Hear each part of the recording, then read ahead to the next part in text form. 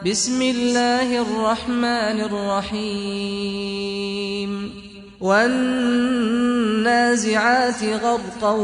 والناشطات نشطا والسابحات سبحا فالسابقات سبقا فالمدبرات أمرا يوم ترجف الراجفة تتبعها الرادفة قلوب يومئذ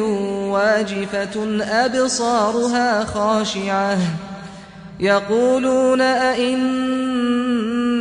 لمردودون في الحافرة أئذا كنا عظاما نخرة قالوا تلك إذا كرة خاسرة فإنما هي زجرة واحدة فإذا هم بالساهرة هل أتاك حديث موسى إذ ناداه ربه بالواد المقدس طوى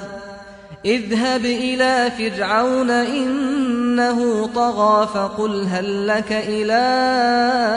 أن تزكى وأهديك إلى ربك فتخشى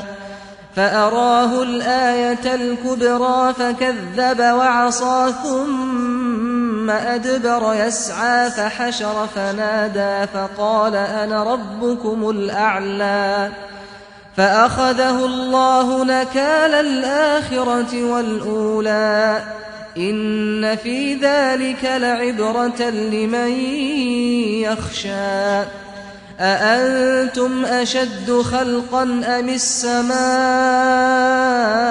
بناها رفع سمكها فسواها وأغطش ليلها وأخرج ضحاها والأرض بعد ذلك دحاها أخرج منها ماءها ومرعاها والجبال أرساها متاعا لكم ولأنعامكم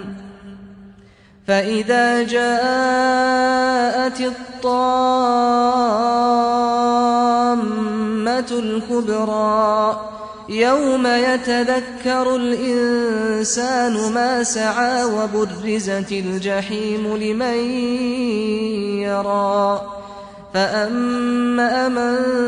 طغى وآثر الحياة الدنيا فإن الجحيم هي المأوى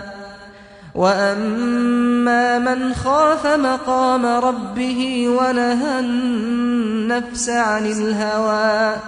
فإن الجنة هي المأوى يسألونك عن الساعة أيان مرساها فيم أنت من ذكراها إلى ربك منتهاها إنما أنت منذر من يخشاها كأنهم يوم يرونها لم يلبثوا إلا عشية أو ضحاها